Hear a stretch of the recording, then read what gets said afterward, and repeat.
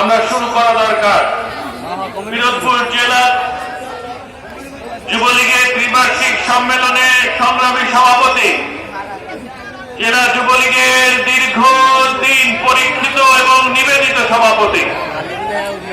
আলহাজ আখতারুজ্জামান ফুলু সম্মানিত অতিথি হিসাবে আমাদেরকে গর্বিত করেছেন। বাংলাদেশ আওয়ামী লীগের বিপ্লবী সাংগঠনিক সম্পাদক, মেধাবী সংগঠক, বরিশাল বিভাগের দায়িত্বপ্রাপ্ত নেতা, সাবেক সংসদ সদস্য অ্যাডভোকেট আফজাল হোসেন, প্রধান বক্তা হিসাবে আখের বাংলাদেশ আওয়ামী যুবলীগের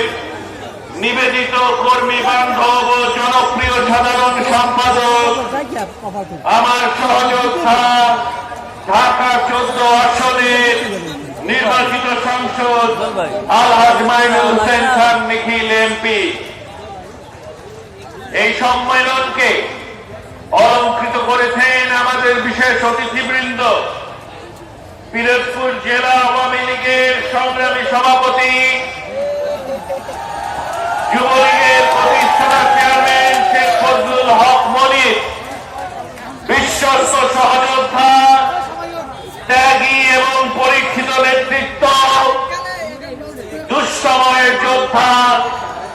বাংলাদেশ আওয়ামী যুবলীগের প্রতিষ্ঠাতা সদস্যদের অন্যতম